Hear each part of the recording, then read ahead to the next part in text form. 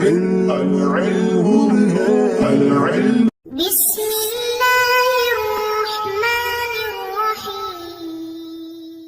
اللهم افتح علينا حکمتک وانشر علينا رحمتک یا ذا الجلال والاکرام۔ تو جی ناظرین، الحمدللہ عز وجل ہدایت النحو کتاب ہماری جاری الساری ہے، اور آج ہم اس کا سبق نمبر 24 المقصد الثانی فی المنصوبات، منصوبات کے متعلق جو مقصد ثانی ہے تو وہ انشاءاللہ عز وجل ہم آج سے شروع کریں گے۔ تو 3 مقصد ہے، جیسا کہ میں نے پہلے عرض کیا، پہلا مرفوعات، دوسرا منصوبات، تیسرا مجرورات کے حوالے سے۔ تو آج ہم دوسرا مقصد شروع کر رہے ہیں جو کہ منصوبات کے متعلق ہے۔ اب مرفوعات کے اوپر بھی ایک اعتراض ہوا تھا کہ بھئی یہ مرفوع سے مرفوعات کیسے بن گیا، مرفوع تو مذکر ہے تو یہ مرفوعات اس کی جمع کیسے بن گئی۔ جس طرح وہاں اعتراض اور جواب ہوا تھا، بالکل یہاں پر بھی وہی اعتراض جواب ہے۔ وہ قاعدہ میں عرض کر دیتا ہوں جس قاعدے کی وجہ سے وہ اعتراض وغیرہ ختم ہوا تھا۔ منصوب سے منصوبات کیسے ہو گیا، تو اس کا قاعدہ میں نے وہاں پر عرض کیا تھا کہ مذکر غیر عاقل کی صفت کی جمع الف اور تا کے ساتھ آتی ہے، یعنی مذکر ہو پھر غیر عاقل ہو، اس کی صفت ہوگی تو جمع جمع جو ہے وہ الف اور تا کے ساتھ، جیسے منصوبات ہے، اسی طرح مرفوعات ہے، مجرورات ہے۔ تو بہرحال یہ اعتراض ایک قاعدہ آپ یاد کر لیں گے تو سب جگہ پر آپ کو چل جائے گا، ٹھیک ہے، اس سے ہٹ کر بھی جہاں پر بھی اعتراض ہوگا۔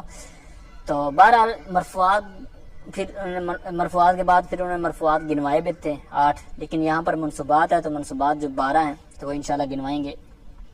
کہتے ہیں الاسماء المنصوبۃ 12 قسما، کہتے ہیں اسماء منصوبہ 12 قسم ہیں، اسماء منصوبہ کی 12 قسمیں ہیں، یعنی اسماء منصوبہ 12 قسم ہیں، اس طرح اس کا ترجمہ کریں گے۔ اب یاد رکھیں 11 سے لے کر 19 تک کے جو اعداد ہیں، احد عشر، اثنا عشر، پھر آگے 19 تک 9 عشر، یہ مطلب مبنی بر فتح ہوتا ہے، یعنی کہ منصوب ہوتا ہے، یہ دونوں جس طرح احد عشر ہے، ٹھیک ہے، یعنی احد عشر ہے، یہ احادو نہیں ہوگا، ٹھیک ہے، یہ مبنی بر فتح ہوتے ہیں۔ لیکن جو اثنا عشرہ کا پہلا جز ہے، یعنی عشرہ دوسرا جز ہوا، اثنا پہلا جز ہوا، تو یہ پہلا جز جو ہوتا ہے نا یہ مورب ہوتا ہے۔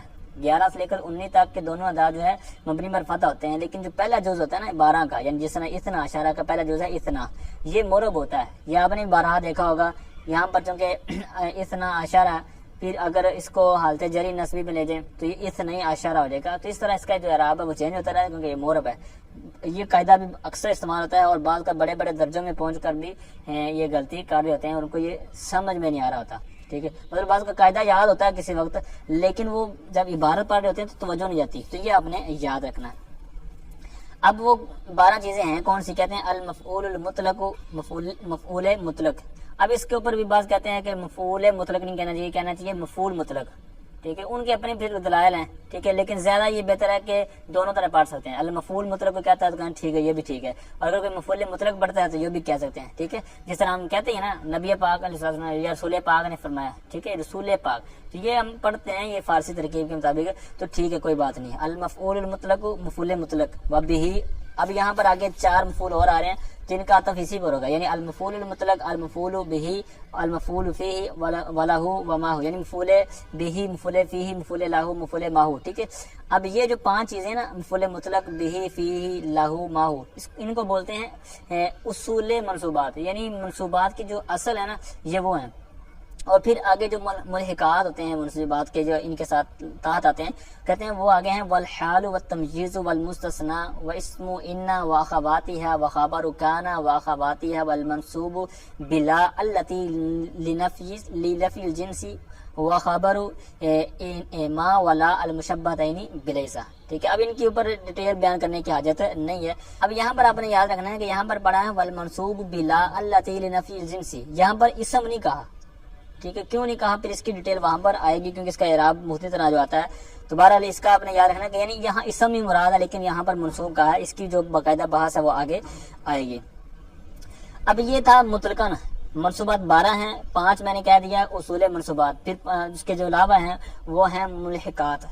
اب یہ چیزیں آپ نے گننی ہیں، ان کو یاد رکھنا ہے۔ اب یہاں پر سبق نمبر ہمارا جو 7، 8، 9 یا 8، 9 جو گزرا تھا نا، وہاں پر یہ اعراب کی قسمیں بیان ہوئی تھی، وہ سبق بہت ازبر ہونا چاہیے آپ کو، ٹھیک ہے، کیونکہ بعض کا تو جو منصوب ہوتا ہے، اسی طرح مرفوعات کی بحث میں شاید میں نے عرض کیا ہو یا نہ کیا ہو، لیکن یہاں پر آپ سماعت کر لیں کہ منصوب جو ہوتا ہے یہ صرف زبر سے ہی نہیں آتا، بعض اوقات حرکت سے آتا ہے، بعض کا الفاظ سے آتا ہے، یعنی واو وغیرہ، جس طرح یہ آپ نے حرف والے پڑھے نا جو اعراب، اسی طرح اور طرح سے آتے ہیں۔ تو اب اسی طرح یہ مفعول کی جو علامتیں ہوتی ہیں یہ بھی 4 طرح کی ہوتی ہیں، ٹھیک ہے۔ تو وہ سبق آپ نے اگر دوبارہ نہیں کلیئر کیا ہوا تو آپ دوبارہ کر لیں تو آپ کو یہ بہت آسانی دے گا اس کے اندر۔ مثال کے طور پر اب جس طرح مسلمات ہے، تو اب یہاں پر مسلمات اگر آپ دیکھ رہے ہوں گے عبارت کے اندر، تو اب وہاں پر آپ کیا دیکھیں گے؟ تو آپ تو کہیں گے کہ یہ حالت جری میں ہے، حالانکہ وہ مثال کے طور پر رأیت مسلمات، مثال کے طور پر، تو اب میں نے مسلمات کو دیکھا، پیچھے فعل فاعل ہے، آگے مجرور ہے، تو بعض کا کئی ایسے غلط کرتے ہیں کہ یہ جناب مجرور ہے، حالانکہ پیچھے تو منصوب کا تقاضا کر رہا ہے کہ فعل فاعل موجود ہے، آگے مفعول چاہیے۔ تو اب وہ سبق اگر آپ کو کلیئر ہوگا تو اس طرح کہ آپ کے ذہن میں کوئی خلل اور پریشانی والا معاملہ نہیں بنے گا، ٹھیک ہے۔ تو اب اس کے اندر آپ نے منصوب کی تعریف یاد رکھنی ہے، اور ایسی منصوب کی تعریف ہے جامع معنی کہ اس کے اوپر آپ کے اوپر کوئی اعتراض نہیں کر سکتا۔ بعض کا آپ کو تعریف مل سکتی ہے کسی جگہ پر منصوب، لیکن وہ اس کے اوپر اعتراض بن سکتا ہے۔ تو یہ تعریف آپ یاد رکھ لیں گے تو آگے بڑی کتابوں میں جب اعتراضات کی بحث آپ پڑھیں گے تو آپ کو یہ کام دے گی۔ تعریف منصوب کی اردو میں عرض کرتا ہوں۔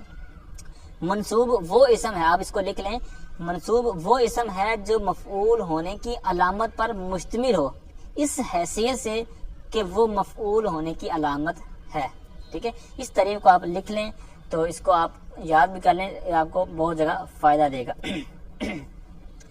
اب مرفوع کے بعد منصوبات کو شروع کیا، اس کو منصوبات کو مجرورات کے بعد شروع کیوں نہیں کیا، یعنی اس بحث کو؟ تو اس کے بھی پھر انہوں نے کافی چیزیں نیچے انہوں نے بیان کی ہے۔ ایک نیچے انہوں نے یہ بیان کیا کہ اس کو انہوں نے مرفوعات کی بحث کے بعد ذکر کیا، یعنی مرفوعات کے بعد اب مقصد ثانی ہے وہ منصوبات کے والے۔ تو اس کو کیوں کہتے ہیں؟ اس لیے کہ جو عامل ہے ان کا ایک ہی ہے، یعنی یہ ان کا عامل جو فعل ہوتا ہے، اس وجہ سے ان کو اس کے بعد ذکر کیا۔ دوسرا یہ ہے کہ اس کی حرکت خفیف ہوتی ہے۔ تیسرا یہ ہے کہ اس کی جو انواع ہیں وہ زیادہ ہیں، یعنی مجرورات کی بحث اس کے اندر 2-3 چیزیں آپ کو مل جائیں گی دیکھنے کو، لیکن یہاں پر جو ہے وہ زیادہ 12 چیزیں ہیں۔ تو جس کی زیادہ شان ہو، زیادہ اہمیت ہو، زیادہ اہتمام ہو، تو اس وجہ سے اس کو مقدم کر دیا جاتا ہے۔ پھر یہ ہے کہ ان کا مرفوعات اور منصوبات کا عامل فعل ہوتا ہے اور مجرورات کا حرف ہوتا ہے، تو اس وجہ سے کہتے ہیں اقوا ہونے کی وجہ سے اس کو مقدم کر دیا مجرورات کی بحث پر۔ اس طرح کی چند چیزیں انہوں نے نیچے بیان کی ہوئی ہیں۔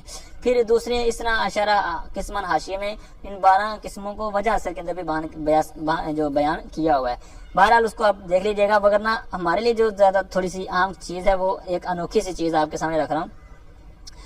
حاشیہ نمبر 3 میں انہوں نے فرمایا کہ کہتے ہیں وقد انشد الشاعر بهذه المفاعیل الخمسه، یعنی ان مفعول خمسہ کو جو مفعول اوپر پڑھے نا میں نے اصول منصوبات جو عرض کیے ہیں، تو ان کو انہوں نے ایک شاعر نے ایک شعر میں بھی پرویا ہوا ہے۔ کہتے ہیں حمدت حمدا حامدا وحمیدا رعایت شکرہ دہرا مدیدا، یہ 5 مفعول ہیں، حمدت فعل فاعل اور آگے 5 اس کے مفعول، تو ان کو انہوں نے ایک شعر کے اندر پرویا ہوا ہے۔ یہ یاد کر لیں گے تو آپ کو کہیں نہ کہیں اس کا آپ کو فائدہ ہوگا۔ اچھا، اس کے بعد ایک اور چیز ہے، کہتے ہیں امام صرافی نے ایک مفعول، چھٹے مفعول، یعنی اوپر تھا نا فعال خمسہ، مفاعیل خمسہ، یہ 5 مفعول ہیں، لیکن ایک مفعول وہ کون سا؟ کہتے ہیں بھی مفعول منہ، یعنی مفعول منہ کا بھی انہوں نے اضافہ کیا ہے، جیسے آیت سے ثابت کرتے ہیں۔ کہتے ہیں اللہ تعالیٰ کا فرمان ہے وَاخْتَارَ مُوسَىٰ قَوْمَهُ، ٹھیک ہے، وَاخْتَارَ فعل موسیٰ، اس میں جو موسیٰ علیہ السلام کا نام ہے یہ ہو گیا اس کا فاعل، قَوْمَهُ یہ کہتے ہیں مضاف مضاف کرو دے گا مفعول منہ۔ کیسے؟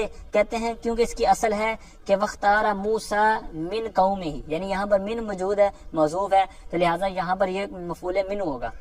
اب کہتے ہیں اگر ان امام صرافی علیہ السلام کی بات مانی جائے، اگر امام صرافی صاحب کی بات مانی جائے تو پھر اس پر اعتراض لازم آئے گا کہ اگر آپ کی یہ بات ٹھیک ہے تو پھر یہ کہنا بھی ٹھیک ہوگا، یعنی مفعول الیہ بھی ہوگا۔ جیسے کہتے ہیں دخلت البیت، کہ میں گھر میں داخل ہوا، اس کی اصل یہ ہے کہ دخلت الی البیت، کیونکہ یہاں پر بھی الی موصوف ہے، کہتے ہیں پھر مفعول الیہ ماننا پڑے گا۔ اسی طرح پھر تھوڑا سا آگے چلیں گے تو کہتے ہیں ایک اور مفعول بنتا ہے، جیسے کہتے ہیں مفعول علیہ، جیسے شاعر ملتمس کا شعر ہے ابیت جنب الفراق والدہر اطعمہ، اب یہاں کہتے ہیں جنب البیت جو بن رہا ہے نا ابیت کا، کہ میں نے رات گزاری، تو کہتے ہیں یہاں پر علاج موجود ہے، موصوف ہے، تو یہاں پر پھر مفعول علیہ ہوگا۔ تو لہٰذا اگر آپ کی بات مانے تو 2 پھر 6 مفعول نہیں ہوں گے بلکہ 7 ہو جائیں گے، ٹھیک ہے، 6 7 8 بن جائیں گے، 2 اور ماننے پڑیں گے، ٹھیک ہے۔ اس طرح یہ انہوں نے اس کے اوپر ایک اعتراض وارد کر کے 2 مزید انہوں نے بیان کیے۔ تو بہرحال جو آگے ایک آخر میں امام زجاج جو ہیں، ٹھیک ہے، یہ بھی بہت بڑے ناوی تھے، کہتے ہیں ان کے نزدیک پیچھے آپ نے پڑھا کہ انہوں نے بڑھائے ہیں، یعنی 5 سے زیادہ بیان کیے، کسی نے 6، کسی نے 2 اور اوپر اعتراض کر کے بنا دیے.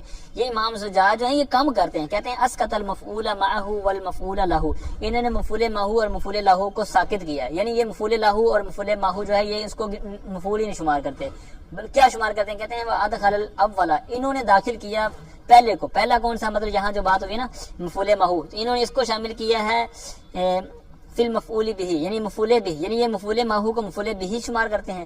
اور دوسرا یعنی مفعول له جو تھا اس کو کیا کرتے ہیں؟ کہتے ہیں مفعول مطلق کے اندر ہی آتا ہے. ٹھیک ہے، یہ درایت النحو کے حوالے سے یا جو لکھا ہے نا اس سے مراد غالباً درایت النحو ہے. ٹھیک ہے، یہ شرح ہدایت النحو کی. تو بہرحال اس کے اندر اس کی بحث موجود ہے. بہرحال آج کا جو ہمارا خلاصہ ہے، جو سبق ہے وہ ہے منصوبات. آپ نے منصوب کی تعریف، ٹھیک ہے، 12 منصوبات جو ہیں، ٹھیک ہے، اور ان کو آپ نے انگلیوں اشاروں پہ یاد کرنا ہے. ٹھیک ہے، پھر چند وجوہات ہیں کہ منصوبات کو کیوں یہاں پر ذکر کیا، مجرورات کو کیوں نہ ذکر کیا، یہ بھی آپ تھوڑا سا ذہن میں رکھ سکتے ہیں کیا، تاکہ فائدہ ذہن میں رہ جائے. دوسرا یہ ہے کہ یہ جو اضافی چیز تھی مفعول مطلق حاشیے میں کہ 6 مفعول ہیں اور سورہ ایک شعر تھا جو 5 مفعول کٹھے کیے ہوئے ایک شعر میں، یہ بھی آپ نے یاد کرنا ہے.